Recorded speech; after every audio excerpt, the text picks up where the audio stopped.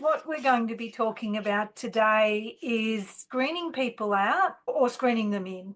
What is this concept of clients that are just too hard to help? So we're particularly looking at FDR today. So before I go any further, I'd like to acknowledge the traditional owners and pay my respects to elders past and present. I come to you from the lands of the Gunai Kurunai people in Gippsland in Victoria. And here's a beautiful place. I'm Joanne Law, Director of Mediation Institute and a Family Dispute Resolution. John's also an FDRP who had a long history as an FDRP and also the creator of the conflict management for one process. Particularly, I think, John, for people that were screened out and unable to be helped with standard mediation processes. Yeah. From the point of agenda, as always, a quick look at our obligations. What's the difference between screening out and screening in with safeguards? What are the risks we're managing? I've got a few case study scenarios to have a look at as well, and some tools. This is an opportunity for you to use the chat button. Is this a true or false statement? An FDR practitioner can't proceed with family dispute resolution if there's been family violence. Excellent. Thank you for those that are quick off the mark. Very true. Although this is a really common misunderstanding, particularly among family violence services, often even among lawyers and others. Our regulations, and we've got our new regulations now, they require us to assess whether it's appropriate for a person to attend family dispute resolution sessions. An accredited family dispute resolution practitioner must determine whether it would not be appropriate to conduct family dispute resolution, taking into account all of those factors, including any history of family violence among parties or the parties and their children, likely safety, equality of bargaining power. And as we know as practitioner, bargaining power is never equal, but if we've got a seesaw with one person way up in the air with no control at all, then yeah, maybe that's an issue. If the dispute involves children, the risk that children may suffer abuse if we proceed, the emotional, psychological and physical health of the parties, a new factor with the latest amendments, the undue bias or influence of a person, whether or not the person's a party to the dispute on the parties, and any other matter that we consider has a material impact on the ability of the parties to negotiate freely. So it all comes down to this: negotiate freely. And yes, there is not a requirement that an FDRP is the one who does the screening, but the absolute obligation on you is making the decision about whether or not to proceed. You shouldn't be just being told by someone else who isn't perhaps qualified. And then, of course, we have to comply with Section 21, which is a requirement to provide information, and Section 25, requirement to avoid conflicts of interest. So I guess what I wanted to have a look at today is how do we evaluate these impacts and make a decision about screening out or screening in with safety measures. So if none of these were present, and it's been a long time since I've had this without Why would they be meeting? yeah, very true, John. Things like undue influence in isolation, would that be something that we screen out about, or would it be something that we seek to provide education to the parties? And who would be providing that undue influence? I'm sure we've all had cases with new partners who've had a strong influence and an impact. Sometimes advocates, very passionate but unqualified people who seek to assist. And of course, family, extended family. I had a mediation once with an Indian gentleman, and it was shuttle, and I became aware that he had half his family in Canada peeking into the mediation undisclosed. But it was necessary for him for his decision making to have the cousins discussing things. So undue or necessary? So screening dilemma, are we screening for safety or screening out complexity? Good question. A few things for us to think about. What is the role of risk assessment? Are we assessing risks to client or risk to ourselves, to our practice? I think the first, yes. To the other, it's a factor, but it shouldn't be the controlling factor. how do our biases affect our decisions? If someone has an aggressive way of communicating, does it appear to us to be violence, or is it just a style of communicating? We know that for First Nations people, often Aboriginal women picked up by the police as being perpetrators of family violence when in situations of conflict. How does our fear of getting things wrong impact our decision making? Do we colour too far inside the lines? And yep, John. Joanne, speaking from memory of working with many mediators, I think there's a marvellous opportunity to give the case away if you've got a gut feeling that there's something terribly wrong and your chemistry is telling you, I just not be able to act very well together. When you're mediating in a company of mediators, you can give it to someone else. Yeah.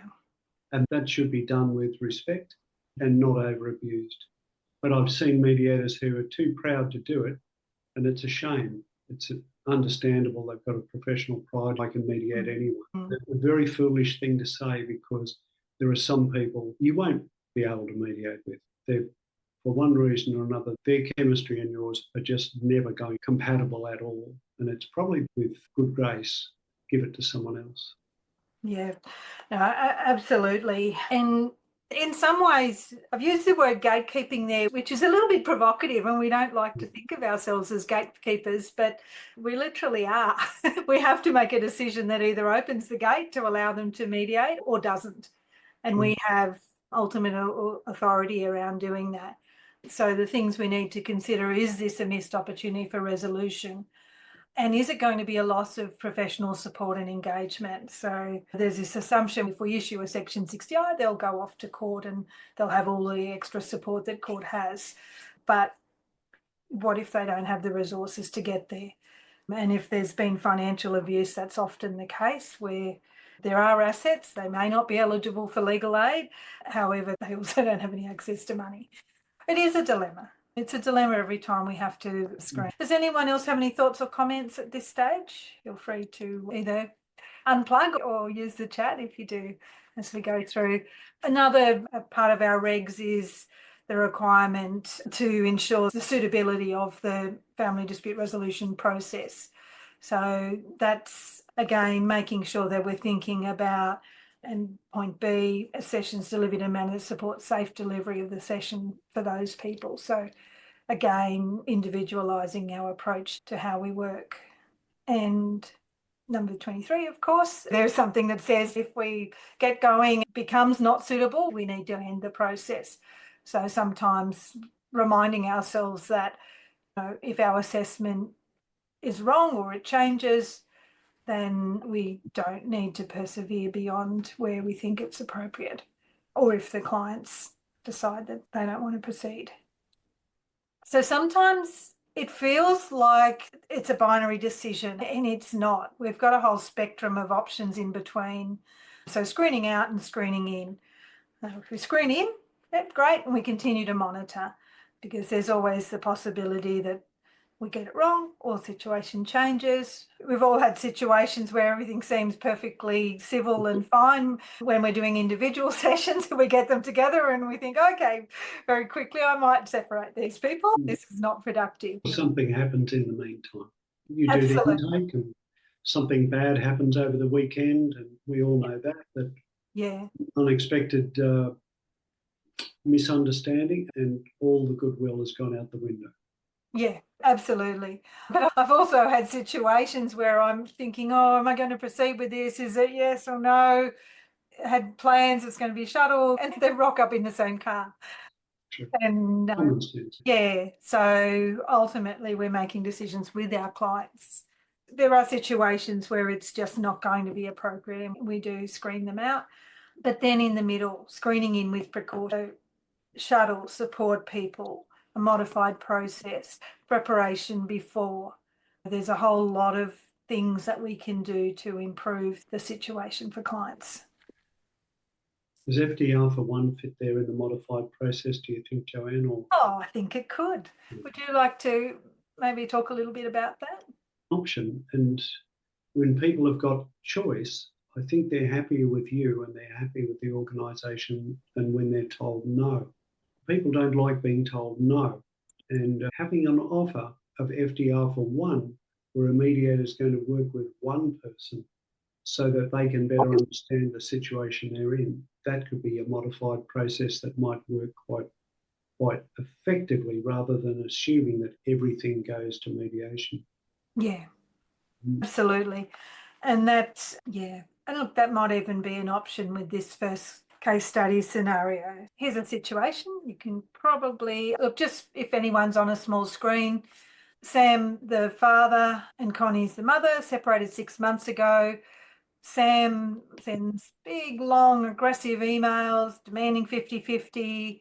I've changed her name from Connie to Riley, accusing her of alienation. She's feeling very anxious, but denies that there's been any physical violence. Their child's 9, hasn't spent any time with Sam for the last 2 months due to this ongoing conflict and pressure that she's feeling.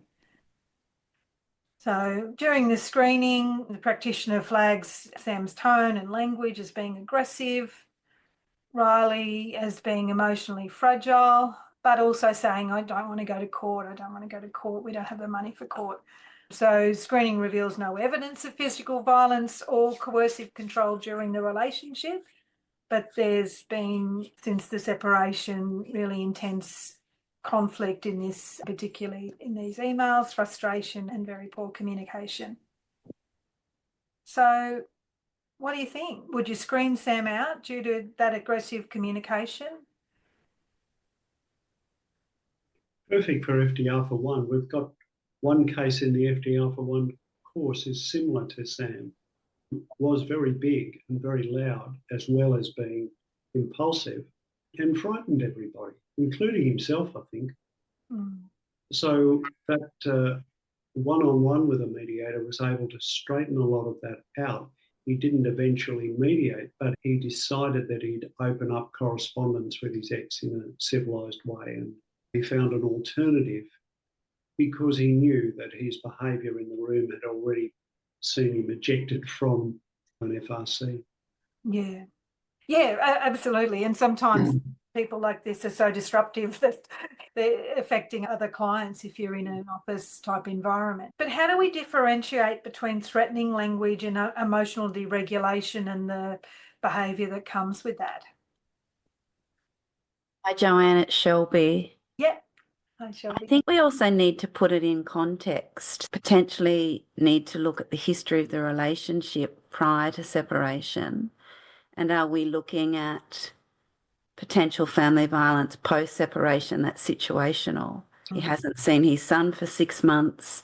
Clearly there's emotional dialogue around their separation and being able to hold space for that as well. I think if we look at are we screening in or screening out, we're concerned about Riley. I think we also need to look at Sam in that dynamic. Yeah. Sorry, Connie. Connie. Connie. Yeah, Connie, sorry, I've got it. She's got two. No, that's okay. Yes, I'm always, I guess I come from a place of FDR, everyone's screened in and we're trying to work with the dynamic because I have a belief that the alternatives often aren't really alternatives. So trying to manage it in a safe and structured way and looking at context for both. Yeah, absolutely. And what are the supports that we can put in around that for Sam to realise that his behaviour is actually getting an opposite effect to what he wants? So there's other things, new ways for families, a course, there's your service might have a course, or you may collaborate with some other practitioners, or things like conflict management for one training. So supports or safeguards. Any other thoughts in the background? Oh, Kerry, modify the process, support with boundaries, offer shuttle. Yeah, because if he's in the pre-mediation, we've got an assumption here that his tone and language were quite aggressive as well. The difference between threatening language and emotional deregulation, that can be quite challenging. It's easy to label everything as family violence with an intent to coerce or control their partner. But sometimes there may be a situation where everyone's being affected by someone's emotional deregulation. without it actually being targeted. That doesn't change the fact that people are being affected, but there's some subtle distinctions there. Let's have another look at another situation. So this one, Fatima, she has disclosed a history of family violence from Ahmed, including emotional control, financial restrictions. She presents to the pre-mediation as very vague, passive. She's not sure about mediation. Is it safe? Is it worthwhile? Will he listen? He's very eager to proceed and presents as very respectful and articulate in the process. So your screening evaluation, Fatima, she seems really disempowered and ambivalent about the process. And the practitioner's thinking about screening out due to perceived inability to participate safely or make free decisions. So what do you think? Does she need to be fully confident and keen to participate in order to participate? Is this enough for us to say that she's not going to have sufficient power?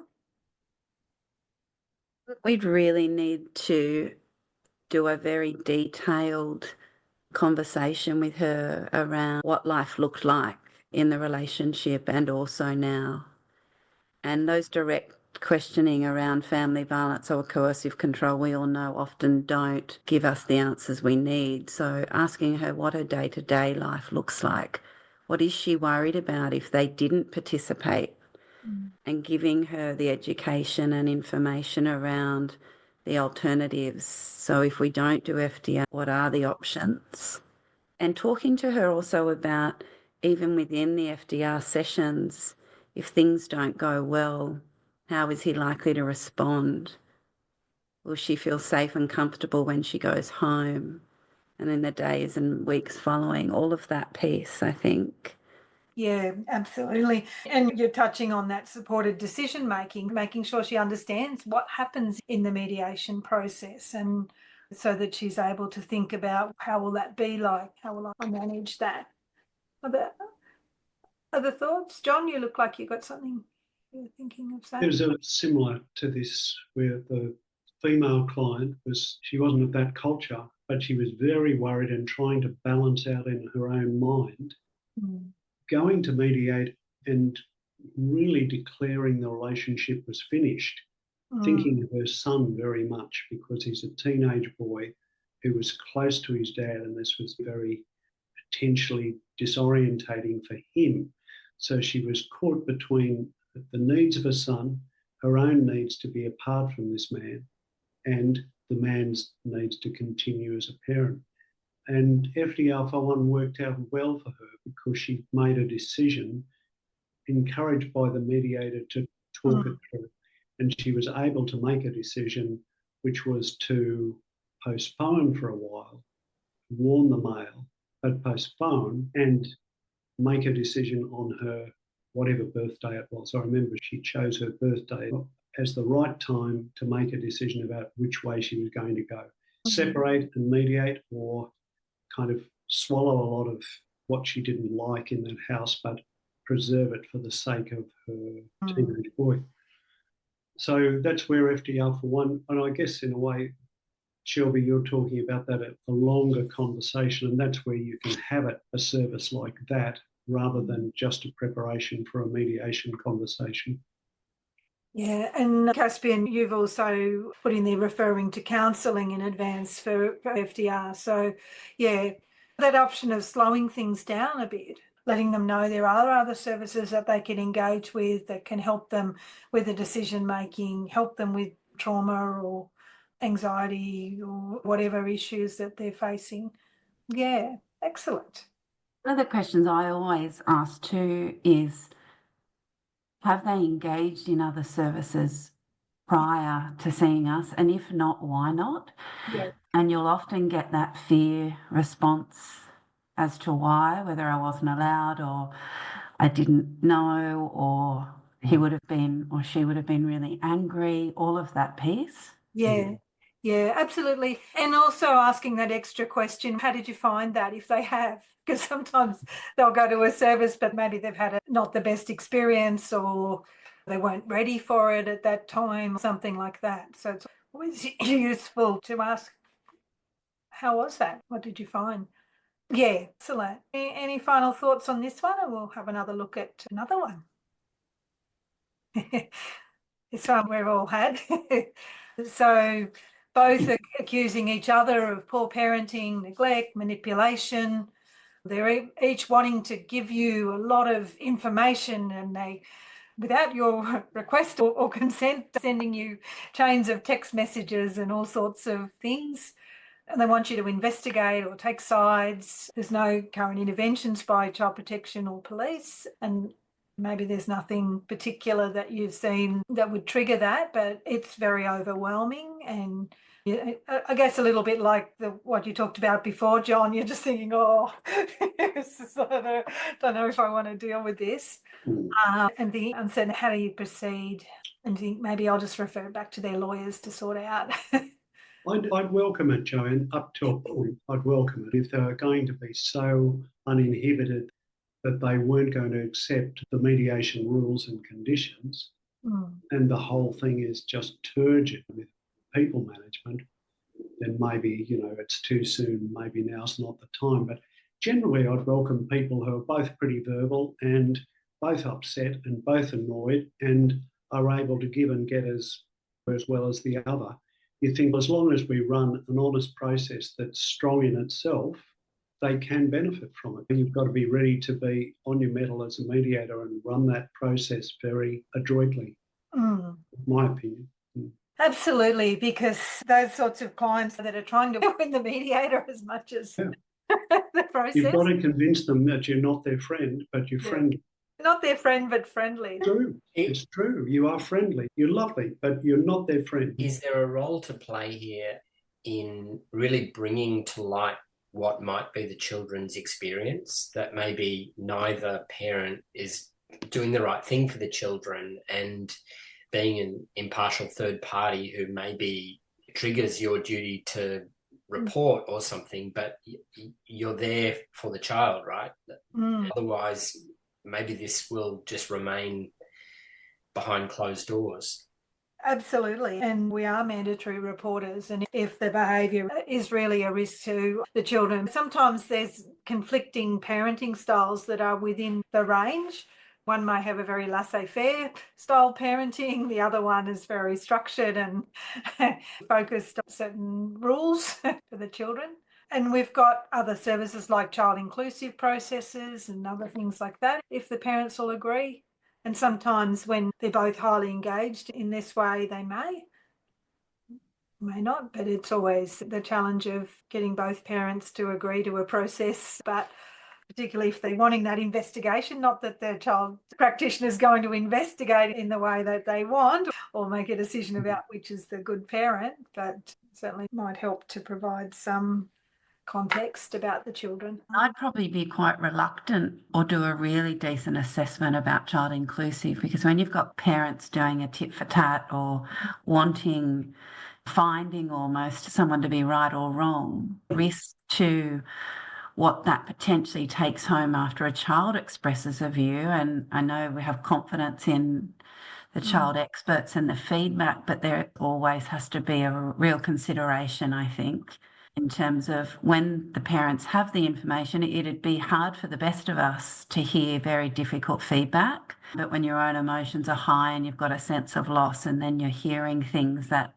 aren't ideal, it could be really difficult to hold space for, and particularly when you've got parents wanting someone to be right and the other to be wrong. I think there'd be some risks in that. Yeah, absolutely. There could be, and that's where you'd be relying on the expertise of a child specialist. Maybe have a chat to them about the process and thing. You can even do child informed, so they can come without meeting the children and talk about the impact of the conflict and the many studies that we've got that show us how harmful it is for children to be caught in the middle.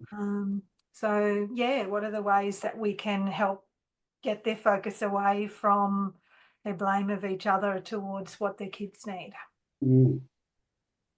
Yeah. You've put this discussion point about what tools can help FDRPs manage high conflict complexity without investigative authority.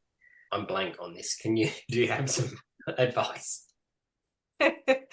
Yeah, look, I'm really thinking of things like maybe co-mediation, working with structured models like the child inclusive, bringing in those sorts of resources to help them to understand that, yes, it's not our role. We're not going to make this decision for you.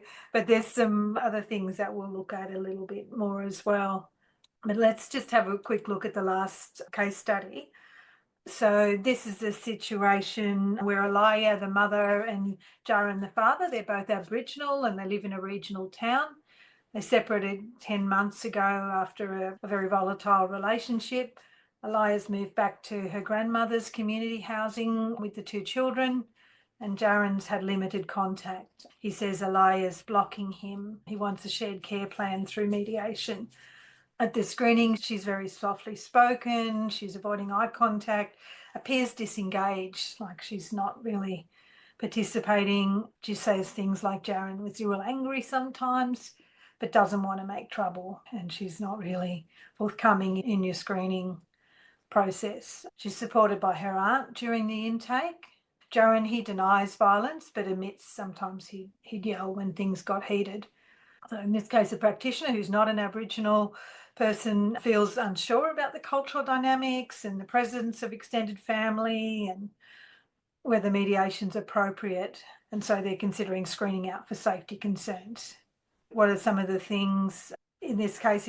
Are they confusing cultural differences with communication incapacity? Does shame, collective decision-making or community expectations impact on her willingness to disclose risk? We know that Aboriginal families have had huge collective trauma, the constant fear of children being taken. It's still a very live and real experience with this community. What supports or process modifications might be possible to allow culturally safe participation? What people think? I'm fairly interested there that the male, the father, wants to mediate one, and he wants a shared care plan. Yeah. That sounds pretty sophisticated thinking. Yeah. A lot of fathers think in binary terms, I want the kids, or I want justice in some way. He doesn't seem to be talking that way at all. He wants a shared care plan, pretty close to the thought, the purpose of mediation, really. So that, I think that'd buoy me up. And if the female was not worried about consequences, and you might test that a little with some questions in her intake, yeah, I'd be going for it, but aware of the fact that, and making it clear that I'm not an Aboriginal person, and would an Aboriginal person make more sense as the mediator if that was possible to offer that. Very commonly, it's not possible to offer that. Yeah, yeah. Or is it possible to co-mediate if there's not the Aboriginal FDRPs are very busy and it may be difficult to. Yeah, there's only about 4 of them, I think. Yeah, no, a few more than that, but they've been training a few, but it's fair spread. But what do others think? What about an Aboriginal liaison? What about extended family? Just thinking about what you might be able to openly discuss with the aunt present in terms of other support options. And I think you'd probably get a read of what the community expectations and feel might be from the aunt. Yeah. Maybe asking Alia and Jaron what changes you might make to the process that would be meaningful for them. So you might say, for example, should we be talking to a lot of people about, are there other people who should be speaking at this meeting, and who would they be, and kind of, possibly being a bit guided by them on the process about what would be fair.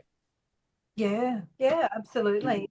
And Kerry's put in maybe a family group conferencing style thing, is other extended family. But then do we end up with a situation, so maybe Joanne hasn't got as much support and Alaya's got her grandmother and her aunt there and maybe others. So how are we going to manage those dynamics? And maybe the pre-mediation process isn't suited for her. We've got a questionnaire and we're firing questions at her. That may be a very intimidating process. Could a more yarning style, slower pace conversation allow her to open up and feel more safe? I think that's such a valid point, Joanne, around when we send questionnaires or ask people to fill out forms, what we're expecting in response and what information we're trying to elicit, and whether we can do that in a conversation, which in my view, I think we can. And perhaps the form's the follow-up piece rather than the first point of contact. Yeah, absolutely, because it can certainly be a barrier for clients, particularly if we become overly focused on getting all our little boxes filled up and forget why we're there. And of course, going through with her carefully about the process. And as you said, Caspian, is there anything that we might need to do? What would make this a better process for you? And this is an Aboriginal family example, but it could be someone on the spectrum. It could be any challenges to standard approaches because of characteristics. We can't change the clients, but we can modify the process. Hopefully that's got you thinking. Only a small group, so we won't do a breakout, but I guess just the challenge in our thinking of what assumptions are we making about our clients and that middle path. And you've all come up with some great ideas about what that middle path might be that'll allow for a safe and supported process. And then what tools and supervision might we need in working with this more complex situation. I also think, Joanne, about our own bias. Yeah. I think the sense of neutrality is a bit of a furphy because we all come with our own life experience. I think we've got to be really cautious about how we perceive things and do a thorough exploration if we've got the capacity and the services available, and to refer out when we don't feel we have the skills. Yeah, absolutely. Because we come with if you're a softly spoken person, someone who's loud is going to probably feel quite jarring and challenging. Whereas if you come from a very loud family, having a heated discussion over dinner is good fun, then you're going to have a completely different attitude. I just put in a case that I remember where a young couple, very nice people, very normal people in Brisbane, and perhaps they were practicing at their first argument, and he slapped her face and she left him. That was it. So they were arriving at mediation mainly with property separation in mind, but been together just 2 or 3 years. And that surprised me personally. I thought, wow, considering what I've seen and heard, and you guys would be the same, a face slap, really. That was enough for her. And maybe she was very right. And that face slap was going to lead to more and more violence. And the male discovers that he can get control and physical control and intimidate. Or maybe she was impulsive and had been told in her family of origin that no one would ever slap me. And a perfectly sound marriage came to an end on a misunderstanding. I had nothing to say about it, but I remember it because your values can be challenged by the behaviour of clients all the time, even when it's civilised behaviour.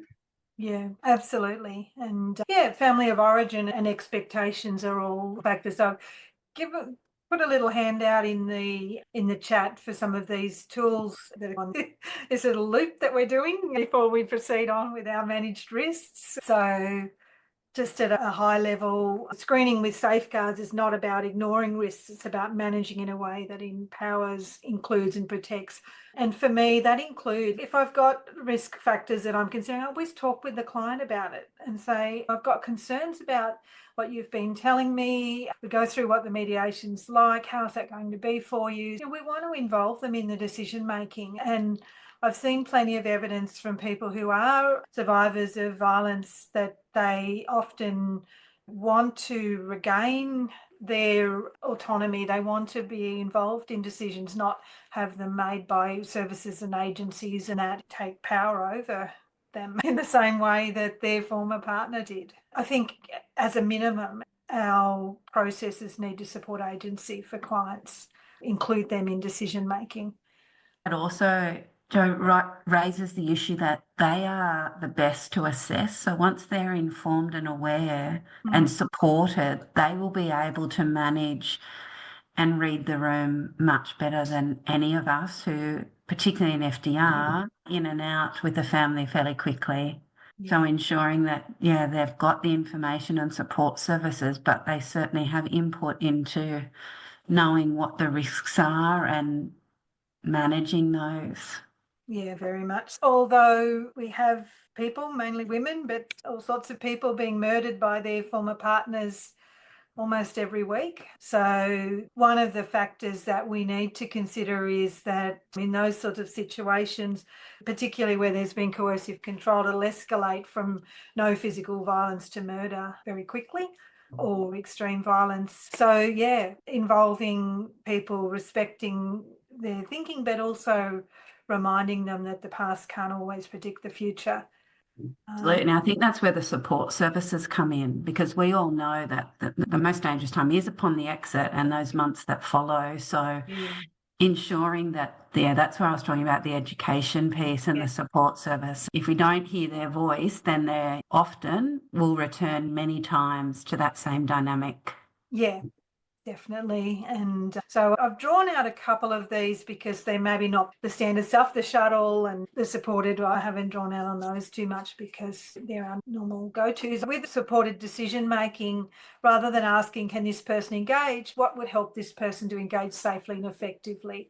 What would they need to be able to have uncoerced decision making?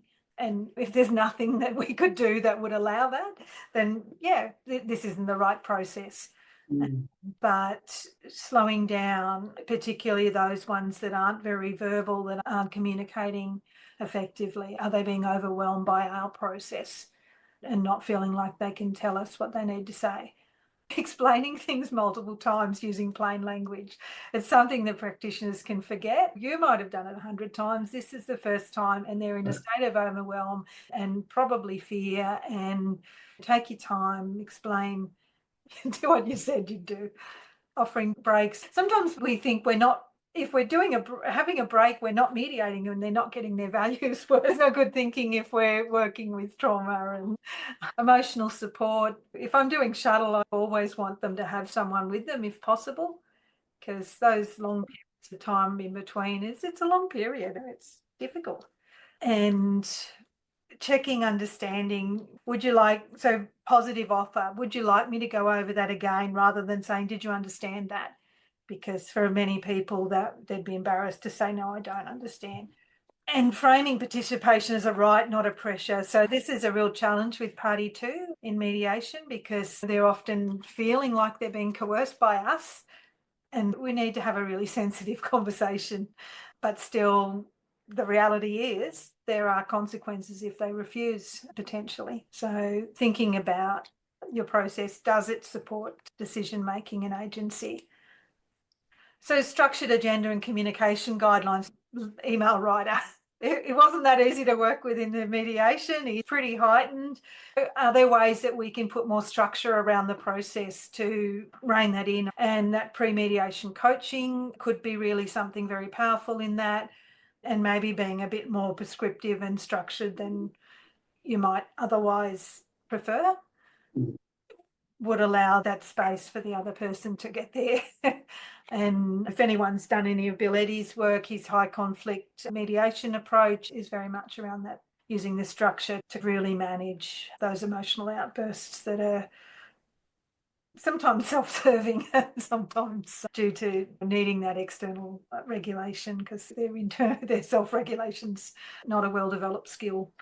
The things I do, Jo, is when there is perhaps an imbalance and an element of family violence or coercion, I try and get the parties to set an agenda prior to the joint session or prior to the mediation day, and being able to send that out and neutralise it. They've both got input into it. They both then are aware of what's on for discussion. And so that element of surprise and then being able to prioritise what it is that they're going to work through helps them. Absolutely. I had a call from a man not that long ago wanting to know, can he make a complaint, because the mediator wasn't giving him any information before the mediation session about what the mediation session was about. And he was finding that really distressing. And I said, it's standard part of the process not to do that in that situation. Personally would have thought, oh, okay, we need to modify our standard process because this is going to be a problem. He's feeling like I'm going to be not enough time to prepare. And that someone who's some people on the spectrum, that might be something that would be really distressing for them, or just some personality types. So, FDR comes in there too as a possibility for people to rehearse an agenda. If they can't at that time, they can certainly do it in that setting of FDR for one, where they can. Yeah, absolutely. But also as mediators, we need to be not so inflexible with the process we learned back when we did, that the true and only way that we can manage this. It can get sticky because when people email back variations and varieties time at all, you're mediating by phone. Yeah, by phone. No, absolutely. And I would be thinking high level, what are the key things that we're there about if it's an issue, or if someone feels like they may struggle with those parties' opening statements, perhaps in the conversation. And cultural humility. Sometimes it's something that for those of us from a dominant culture may not even realise that we've got a cultural arrogance and thinking that our ways the way, and avoiding those cultural assumptions. And I think someone raised something like that before. What would help you to feel safe or heard in this situation? Recognising that indirect communication styles is a communication style that is practiced in many places or areas. Silence, collective decision making. Not all families are nuclear families, and there's a number of things. Support people, translators, cultural brokers who can support someone if that support is needed. And we're at a decision thinking, I don't think they'll be able to cope, I'll just screen them out. Where are they going? What are their other options? Seeking to understand before we make assumptions by the way that someone presents, because some of those assumptions may be based on cultural assumptions that aren't actually based on their ability to understand or participate, but the way they present and the way they process information. And of course, trauma-informed process adaptation, not all risks visible. We need to be thinking about emotional safety as well. And Rowan has popped up, which means it's time. She's my visual bell. So look, I've given you a handout that's got some of these things, and safety planning for outside the room as well. And events, go to events to see what's on. So maybe think about your last mediation that you found was a bit challenging, and go through those questions and think about how whether anything's changed in the way you might have dealt with it. Thank you, everyone. Thank you for your contributions. It's always very helpful. Thank you.